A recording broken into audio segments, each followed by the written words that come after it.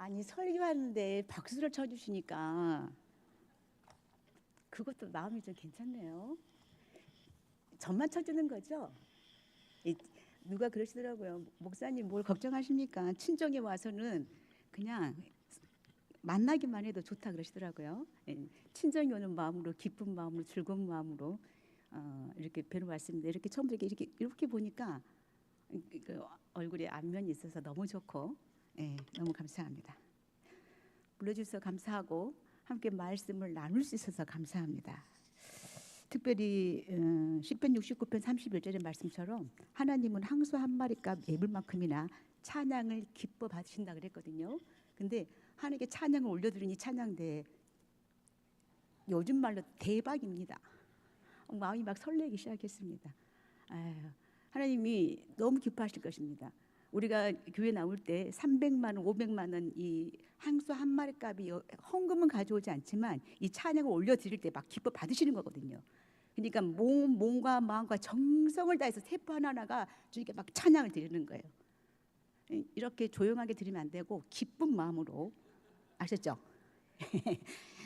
3월 16일부터 15일까지 열린 동계 패널림픽에서 알파인 스키 장애인 선수와 그들을 돕는 가이드에 관한 글을 읽고 제가 은혜를 많이 받았습니다. 그래서 시각 장애인 선수는 혼자서 이 스키를 탈 수가 없기 때문에 앞에서 길을 안내하는 이 가이드의 음성을 들으면서 이 방향과 속도를 안내받으며 스키를 탑니다. 그래서 훈련이 없는 날에도 자주 만나서 이 충분한 대화를 나누고 서로의 마음을 나누다 보면 이 마치 앞뒤가 똑같은 이 붕어빵, 여러분 드셔보셨죠? 이 앞뒤가 꼭 닮은 이 붕어빵처럼 결국은 이 마음과 믿음이 하나가 된다라고 말합니다. 어느 날 이 기자가 이 가이드에게 물어봅니다. 기술과 신뢰 중 무엇이 더 중요하냐라고 물어봤습니다. 가이드가 답하기를 기술은 훈련으로 보완할 수 있지만 이 신뢰는 하루아침에 만들어지지 않기 때문에 신뢰라고 말을 합니다. 선수와 가이드가 하나처럼 달릴 수 있는 이유는 뛰어난 기술을 넘어서 서로를 향한 깊은 신뢰였습니다. 가이드를 믿고 달리는 선수처럼 여러분은 지금 누구를 신뢰하며 인생의 길을 걸어가고 있습니까? 입으로 대답하면 안 될 것 같고 마음으로 대답하십시오. 이 기사를 읽으면서 저는 제 삶을 한번 돌아보았습니다. 저는 주님을 온전히 신뢰하지 못하고 이 광야의 이스라엘 백성들처럼 흔들릴 때가 있었습니다. 감당하기 어려운 일을 만날 때는 마치 정신을 잃어버린 것 같은 그런 순간도 있었습니다. 왜냐하면 제 힘으로는 감당할 수 없는 일을 해야 됐기 때문에 그렇습니다. 첫 번째는요, 신학교 갈 때였습니다. 내 정신으로는 신학교를 간다 못 간다? 대답해 주셔야죠. 못 가죠. 유치원 원장을 하면서 강의를 전국을 다니면서 강의를 하는데 그것만은 주의 일인데 뭘 또 신학을 가라고 하냐고. 신학 못 가죠. 내 정신으로 못 간다는 말입니다. 근데 갔습니다. 근데 가서 바로 신학교를 가지 않고 상당 공부를 하고 음악 공부를 했어요. 그러니까 음악 지도 교수님이 저를 불러요. 전도사님, 신학 공부해야 되지 않아요? 이번에 시험 봐야 되는데. 교수님이 말씀하시더라고요. 공부를 안 했는데 어떻게? 아니, 그냥 하세요. 시험 보세요. 그렇게 해서 신학을 가게 됐습니다. 두 번째, 제가 내 정신을 잃은 것 같은 때가 언제였냐면 어떤 일을 저지른 줄 아십니까? 두 번째는 뭐일 것 같습니까? 개척. 그러시네. 맞습니다. 개척입니다. 개척. 내 정신으로는 갈 수 없는 길이었기 때문에 이렇게 정신을 차리고 이렇게 보니까 제가 지금 주소먹게 딱 서 있더라고요. 내 정신으로 할 수 없는 일이었습니다. 교회를 개척하고 나니 이 평온한 호수 같은 제 삶에 예고 없이 마음의 풍랑이 일기 시작할 때도 있었습니다. 상황은 어려운데 이 마음이 편하면 천천히 뭔가 할 수 있을 것 같아요. 마음이 편하면. 그런데 이 감정이 흔들릴 때는요, 마음이 무너지는 것 같습니다. 그래서 저는 감정이 흔들리려고 할 때 저는 하던 일을 멈춥니다. 그리고 주님을 바라봅니다. 그리고 주님께 물었습니다. 감정이 흔들리니까 너무 힘든 거예요. 딱 이 톤으로 물어봤습니다. 하나님, 왜 그러세요? 딱 이 톤입니다. 하나님, 왜 그러세요? 라는 질문에 제 마음에서 들려온 음성은 짧은 한마디였습니까? 믿음으로 감사로. 그래서 저는 하루에도 수십 번 믿음으로 감사로, 믿음으로 감사로 이렇게 읊조리면서 성전을 돌기 시작합니다. 믿음으로 감사로, 믿음으로 감사로 이렇게 읊조리다가 다른 생각이 나도 모르게 들어오면 나도 모르게 입에서 어떤 찬양이 나오냐면 믿음으로 사는 자는 하늘 위로 받겠네. 무슨 일을 만나든지 만사형통하리라. 무슨 일을 만나든지 만사형통하리라. 찬양이 딱 끝나고 나면 다시 정신 차려서 믿음으로 감사로, 믿음으로 감사로 이러면서 성전을 돌기 시작했습니다. 믿음으로 감사로 이렇게 두 마디를 읊조리면서 성전을 도는 세월이 꽤 오래됐습니다.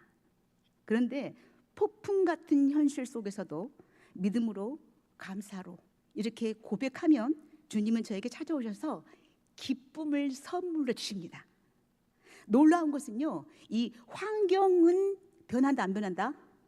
어떻게 그렇게 잘하실까? 하나도 변하지 않습니다. 환경은 그대로예요. 환경은 그대로인데 그냥 이유 없이 기쁘고 감사하다 보니 살 힘이 생긴 것입니다. 막 믿음으로 감사를 하니까는 없는 성도가 들어오고 장판을 깔아야 돼서 저 장판가를 갚아야 되는데 갑자기 떨어지고 이러지 않습니다, 여러분. 막 성도가 막 물밀듯이 쳐들어오고 없던 통장에 돈이 들어온다. 전혀 아니라는 말이에요. 그럼에도 불구하고 그거보다도 감사한 것은 내 마음에 평안이 찾아온다는 거예요. 내 마음에 기쁨이 찾아왔다는 말씀이에요. 그러다 보니 살 힘이 생겼습니다. 시편 91편 4절의 말씀처럼 하나님은 우리를 당신의 깃으로 덮으시고 날개 아래 피하게 하시는 분이심을 믿습니다. 이왕이면 하실 아멘. 좀 크게 하시면 저녁 먹은 게 배가 꺼질까? 아멘 되는 대로 믿습니다. 아멘이란 뜻은 그래 목사님 말이 맞네. 그런 은혜가 나에게도 있을 줄 믿습니다라고 고백하는 거거든요. 그러니까 이왕이 하는 거 뭐 어떻게 된다? 할렐루야. 이 정도는 돼야지. 이 정도는. 여수에서는 성광교회를 보고 대성광교회라 그럽니다. 두 번째는 어머니 교회라 그럽니다. 알고 계시죠? 근데 딸이 엄마 집에 왔는데 그 아멘도 그렇게 작게 해도 되겠냐고. 그래서 이제 앞이 보이지 않아 주저앉고 싶을 때에도 하나님은 우리를 품에 안으시며 이렇게 말하죠. 그래, 알지, 알아, 안다 이렇게 말씀하십니다. 그렇게 안다라고 말씀하신 그분이 우리의 길을 인도하시는 나의 아버지 하나님이십니다.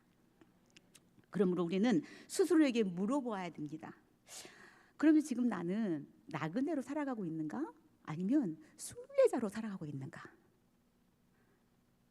나그네는 정처 없이 떠도는 사람이지만 순례자는 분명한 목적을 향해 걸어가는 사람입니다. 그러므로 우리의 신앙은 이 방황이 아니라 하나님 나라를 향해 걸어가는 순례자의 길을 걷는 사람들입니다. 그렇다면 이 땅에 순례자의 삶을 살기 위해서 우리는 어떻게 살아야 하는지 오늘 본문 말씀을 통해서 하나님은 말씀하고 계십니다. 순례자의 첫 번째 태도는 13절에 마음의 허리를 동이라라는 말씀입니다. 이 말씀은요, 말씀으로 무장하라는 말씀이에요. 그리고 근신하여라는 것은 주위의 환경에 자신의 눈을 빼앗기지 말고 시선을 빼앗기지 말고 집중하라라는 말입니다. 그리고 은혜를 온전히 바라보라라는 말씀입니다. 이게 환경을 보는 것이 아니라 오직 예수 그리스도에게 시선을 고정하라라는 말씀이에요. 그러니까 첫 번째는 뭐냐면 말씀으로 무장해서 오직 예수 그리스도께 시선을 고정하며 장차 주실 은혜를 바라보라라는 것이 순례자의 첫 번째 삶의 태도라는 말씀이에요. 우리가 시선을 고정할 때 하나님은요, 우리의 마음을 아십니다. 그리고 우리는요, 그 마음을 고정할 때 하나님이 우리 마음을 아심과 동시에 우리는 하나님 뜻을 알게 되어 있습니다. 사무엘상 1장 15절의 말씀에 보면 한나는요 너무너무 답답했어요. 답답한 마음으로 하나님께 기도할 때 엘리 제사장이 뭐라고 말하냐면, 야, 너 뭐 술을 먹고 교회 와서 기도를 하냐, 이렇게 말씀하시는 거예요. 여러분, 이런 기도 한 번도 안 해본 사람이 계실까요? 아마 다 해봤을 겁니다. 기도는 해야 되겠어. 근데 주여 소리도 안 나와. 기도 소리가 아무것도 안 나와. 그러면서 입에서는 뭐라 한 것 같은데 몸으로 기도를 해. 해보셨죠? 저는 가끔 그러기도 합니다. 말로는 뭔 말을 해야 되겠는데 이 말 자체가 안 돼. 그러면서 몸으로 막, 그러면서 이 땅 바닥이 성전인 양 막 뒹굴면서 기도하기 시작합니다. 그래서 저는 이 한나의 심정을 알 것 같습니다. 한나가 그렇게 기도를 하고 있었습니다. 네, 이 기도의 모습을 우리가 뭐 해보셔서 알지만은 그런 간절한 마음으로, 절절한 마음으로 기도하죠. 근데 그때 한나는요, 너는 왜 술을 먹었냐라고 말하는 그 제사장이 했던 말이 뭐냐면, 이 한나가 그러잖아요. 나는 마음이 슬픈 여자라 포도주나 독주를 마신 것이 아닙니다. 여호와 앞에 나의 심정을 그냥 쏟아 놓을 뿐입니다. 우리가 하나님께 시선을 고정하고 마음을 쏟아 놓을 때 하나님은 우리의 마음을 아시고, 19절에 보니까 사무엘상 1장 19절에 보니까 뭐라고 말씀하시냐면, 내가 마음을 쏟아놓은 것을 하나님께서 기억하신다고 말씀하시거든요. 이 기억하신다는 뭐냐면 뭐예요? 응답해 주시겠다는 거예요. 아멘이죠. 한 박자도 느리고 소리도 작고. 예. 그러니까 막 내가 막 쏟아놓을 때 하나님께서 알았다, 내가 너의 기도를 기억하마.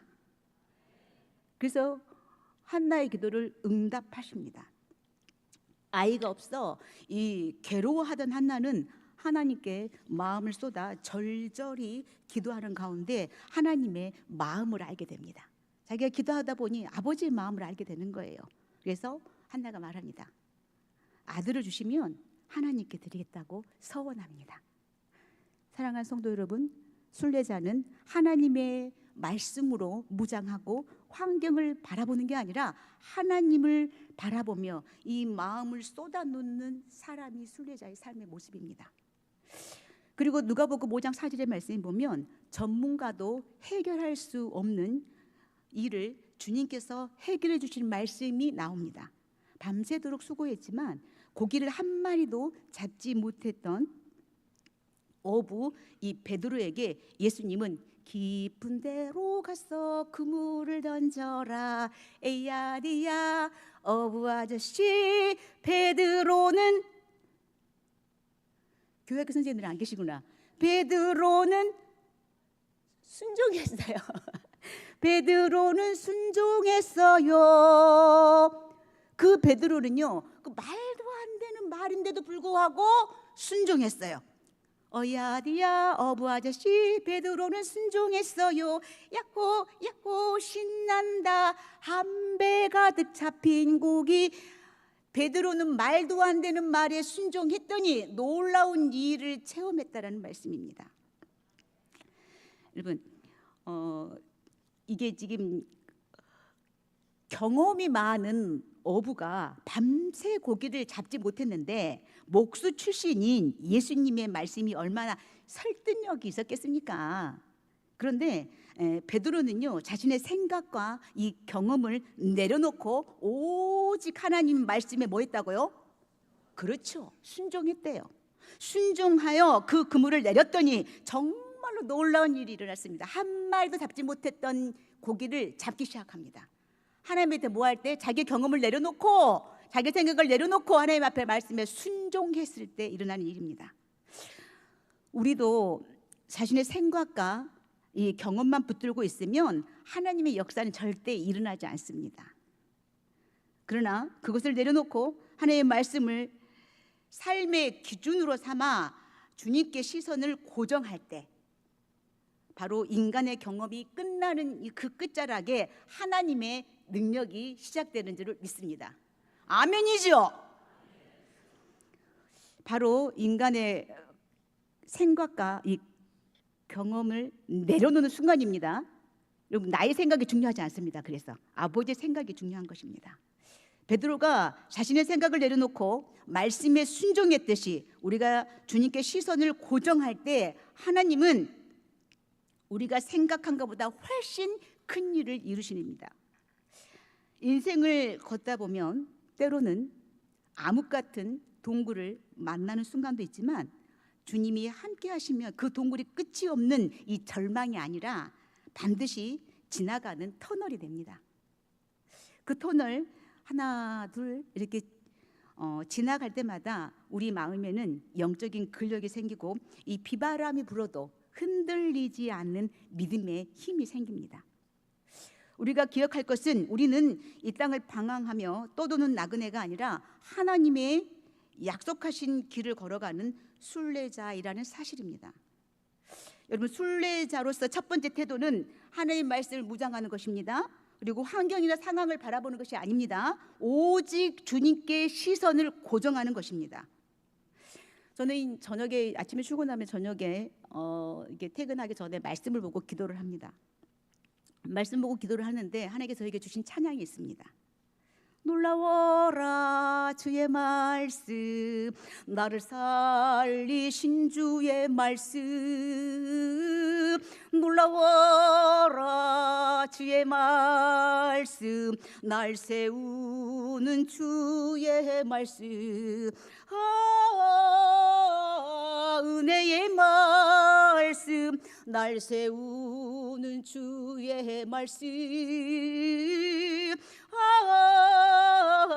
능력의 말씀, 날 치료하신 주의 말씀. 아멘.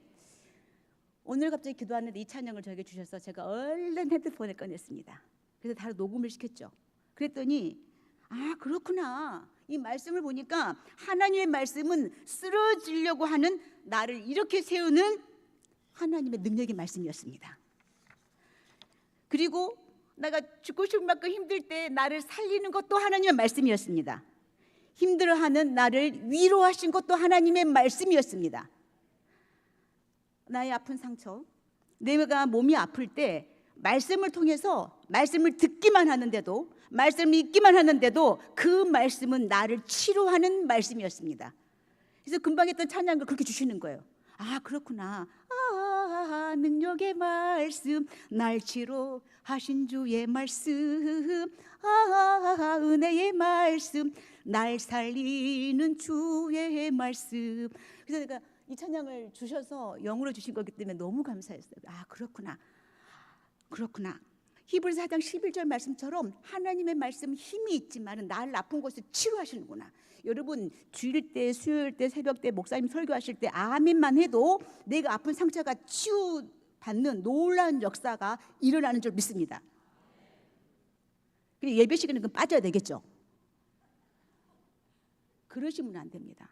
언제 어떻게 하나님께서 역사할지 모르기 때문에 하나님의 말씀 읽기만 해도, 듣기만 해도 성령의 역사는 일어납니다. 아픈 상처가 병원에만 가지 암이 치료되지 않습니다. 말씀을 듣는 중에 하나님께서 분명히 역사하시는 줄 믿습니다. 이구 중에서 나쁜 사람들 있잖아요. 그죠? 찬양 가운데 역사하시는 거예요. 말씀 들을 때 역사하시는 거예요. 그리고 예배자들 참석해야 된다, 이런 말씀입니다. 여러분, 그래서 환경을 보면 절망할 수 있지만 주님을 바라보면 반드시 길이 보입니다. 두 번째, 순례자는 거룩한 삶을 살아야 합니다. 15절의 말씀이 보면 너희를 부르신 거룩한 이처럼 너희도 모든 행실에 거룩한 자가 되라라고 말씀합니다. 성경에서 말한 이 거룩은요, 이 외적인 이 종교 행위가 아니라 하나님과의 관계입니다. 어떤 교수님이 그렇게 말씀하시던데, 주일날 성경책을 옆으로 이렇게 끼고 머리를 이렇게 딱 앞으로 들고 조신하게 걸어가는 모습을 보고 거룩하다, 이런 걸 보고 두 말로 뭐라 하던데, 말해도 될란가 모르겠네, 성전에서 밥맛이다 이렇게 말하더라고요. 그거는 거룩이 아니답니다. 우리가 생각해서 성경책을 끼고 오면 저 뭐는 참 거룩하게 보여. 아니요, 종교적인 행위가 거룩이 아니고 이 사랑하는 관계를 보고 거룩하다고 말합니다. 마치 사랑하는 사람에게 마음을 두듯이 하나님을 사랑하며 하나님께 마음을 두고 살아가는 삶이 거룩한 삶입니다. 그리고 하나님께서 우리에게 거룩하라고 하신 이유는 먼저 하나님께서 우리를 사랑하셨기 때문에 그렇습니다.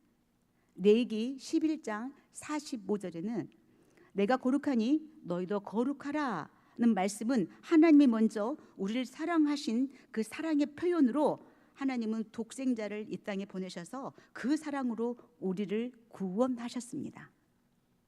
그러므로 이 거룩하게 살라는 말씀은 세상의 많은 것들에 마음을 빼앗기지 말고 하나님을 사랑하며 사는 그런 삶입니다.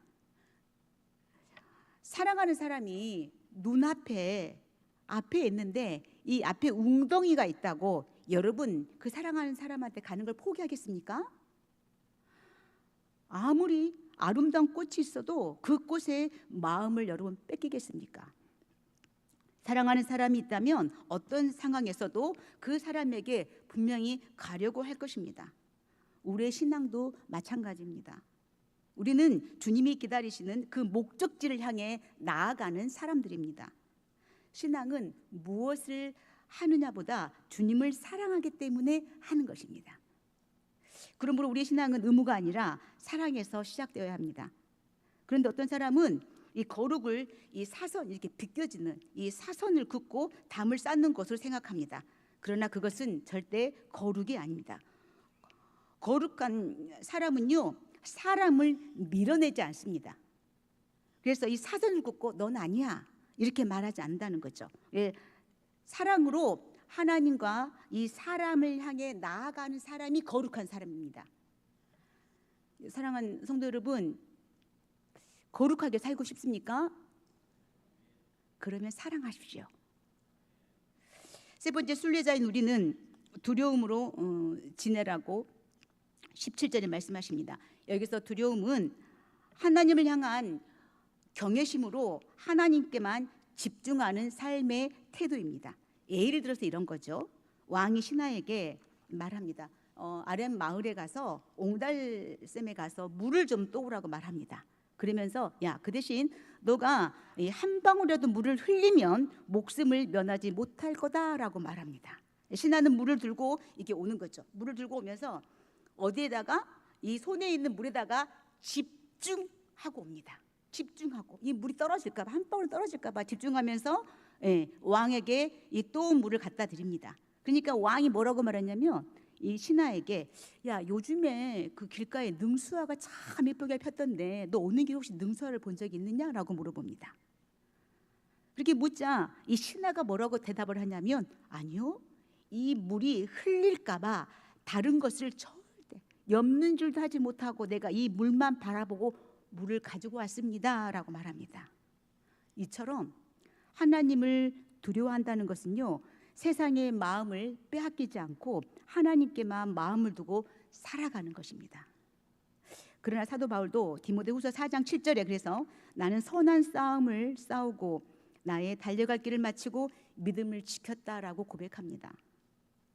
여러분, 하나님을 두려워하는 삶이란 경외하는 마음, 하나님을 경외하는 마음으로 하나님께 시선을 고정하고 끝까지 믿음을 지키며 살아가는 삶입니다. 오늘 우리가 밖에 비가 오고 피곤한 시간이지만 그럼에도 불구하고 주님 전에 올라와서 예배를 드릴 때 오늘 모든 것을 잊어버리더라도 여러분, 하나님의 말씀은 바람에 날려도 안 되고 흐르는 냇물가에도 말씀을 두면 안 되고 이 가슴에 새겨야 됩니다.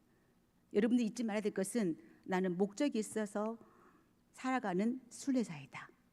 그러면 나 이 순례자, 하나님 나라를 향해 걸어가는 나 순례자는 때로는 길이 보이지 않고 마음이 흔들릴 때도 있지만 하지만 말씀으로 무장하여서 나는 하나님을 바라보는 삶을 살겠다라고 생각하는 그 마음을 꼭 잊지 마시기 바랍니다. 그리고 주님을 거룩하다는 것은 주님을 사랑한다고 그랬습니다. 사랑하는 거. 그래서 하나님을 사랑하고 이웃을 사랑하는 삶을 살아야 되겠다고 결단할 수 있는 이 시간이 되길 소망합니다. 두려움이라는 것은 경외함입니다. 그래서 경외하는 마음으로 주님을 바라보는 우리의 삶이 되길 소망합니다. 그렇게 살아갈 때 분명히 하나님께서는 우리를 붙들어 주시고 끝까지 우리를 인도해 주시는 분이심을 저는 믿습니다. 여수성곽교회는 처음에 말씀드린 것처럼 대표성이 어머니와 같은 교회다라고 말합니다. 그래서 어머니와 같은 교회는 이런 것 같습니다. 좀 뭔가를 잘못해도 품어주는 게 엄마 아닐까요? 근데 저는 이제 그 여전도회 헌신예배라 그래서 가만히 생각하니까 엄마 중에서도 이 여전도회는 친정엄마 같은 것 같아요. 그죠? 친정엄마 같지 않고 시어머니가 자신 같구나. 그럼 찬양대만 하지 말고 우리 성도님들이 여전대 회원들은 친정어머니와 같은 분들입니다. 한 발짝 늦었습니다. 반 박자가 늦은 것 같습니다. 네, 그렇습니다. 그래서 어느 교회든 가든지 간에 이 여전도회를 만나보면은 그 교회의 따뜻한 온도를 느끼는 것 같아요. 따뜻한 마음의 온도. 아주 그냥 따뜻합니다. 네. 친정어머니, 더군다나 이 어머니와 같은 교회에서 친정어머니 역할을 감당하신 우리 여전도의 헌신예배 불러주셔서 감사하고, 오늘 잊지 말아야 될 것은 정말로 우리가 살아가는 것은 나그네로 살아가지 마시고 순례자의 삶을 소망합니다. 오늘 이 시간 우리가 이렇게 한번 기도했으면 좋겠습니다. 하나님, 내가 오늘 지금 보니까 때로는 나그네같이 목적지 없이 살아간 것 같습니다. 그러나 날 용서해 주시고 이 시간 이후로부터 내가 순례자의 삶을 살겠습니다. 하늘나라의 목적을 갖고 살겠습니다. 하나님 말씀에 집중해서, 하나님 말씀을 무장해서 하나님께 오직 시선을 집중하겠습니다. 그리고 내가 사랑하겠습니다. 하나님 나를 사랑한 것만큼만 내가 사랑하겠습니다. 그리고 온 마음 다해 온 정성 다해 내 세포 하나하나가 주님께 시선을 고정하는 그런 삶을, 그런 순례자의 삶을 살겠습니다라고 결단할 수 있는 기도를 한번 하겠습니다. 한번 우리가 합심해서 하나님 나의 삶을 붙들어 달라고, 하나님 내 삶 가운데 순례자로 살아갈 때 나를 외면하지 마시고 나를 좀 하나님께서 붙잡아 달라고 간절한 마음으로 우리 한번 주여 한번 부른 다음에 기도하고 제가 기도하고 마치겠습니다. 주여,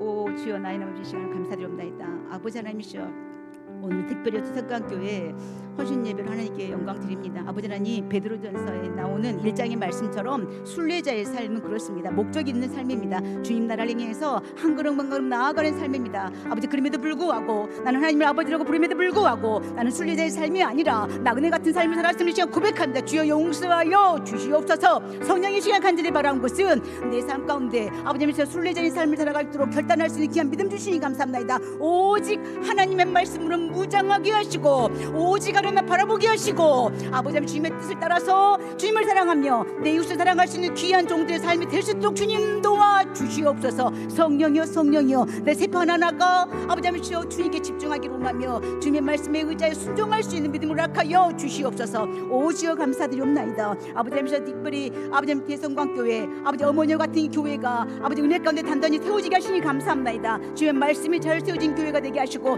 말씀을 통하여 순회를 변화시키게 하며 아버지 나라를 위해서 힘쓰고 애쓰는 아버지 종들이 배출해 나가게 하시고 이 교회를 통하여서 열방의 아버지 복음의 교회가 잘 세워지도록 주님 도와주시옵소서. 성령이여 성령이 함께 주시옵소서. 주여 감사합니다. 아버지 오늘 이 시간에 살아온 귀한 종들이 주님께 올라와서 예배드린 귀한 종들의 예배에 성령이여 기름 부어 주시옵소서. 성령 하나님이 그냥 왔다 그저 돌아가신 심령 없도록 도와주셨고 아버지 하나님 말씀으로 무장되어서 말씀 안에서 승리하게 하시고 아버지 귀한 종들이 혹시나 아버지 하나님 마음이 힘든 자 외로운 자의 쌈나니까 말씀 통해서 위로받게 하시고 치료받게 하시고 혹시나 몸이 연약한 자의 쌈나니까 예수 그리스도의 보혈의 피를 통하여서 치유받는 역사가 일어날수록 주님 도와주시옵소서. 성령이여 성령이여, 이 시간에 감각에 임하시고 아버지 하나님 이곳에 임하신 그 성령을 찬양합니다. 주여 고맙습니다. 예배할 수 있어 감사하고 찬양할 수 있어 감사하고 주여 귀한 교회를 통하여서 은혜의 말씀을 나누게 하시니 감사드리옵나이다.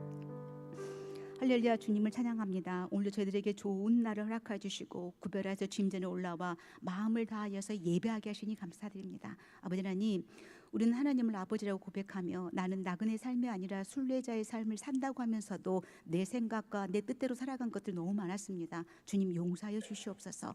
이 시간 이후로부터 내가 순례자의 삶을 살겠습니다. 하나님 나라의 목표를 가지며 아버지 말씀으로 잘 무장하여서 자로나 오르나 흔들리지 않냐고 오직 예수 그리스도만 바라보는 그리고 아버지 하나님, 주님이 나를 사랑한 것처럼, 우리 사랑한 것처럼 주님을 사랑하며 내 이웃을 사랑하는 그런 사람으로 살겠습니다. 아버지 하나님, 온전히 주님을 경외하는, 주님께만 집중하는 그런 삶을 살겠습니다 결단하는 귀한 종들에게 은혜를 베풀어 주시옵소서. 귀한 종들의 삶과 특별히 여전도 헌신 예배를 통하여서 헌신하는 귀한 종들의 믿음 위에 은혜 위에 은혜가, 감사 위에 감사가 차고 넘칠 수 있도록 주님 도와 주시옵소서. 감사드리며 예수님의 이름으로 기도드리옵나이다. 아멘.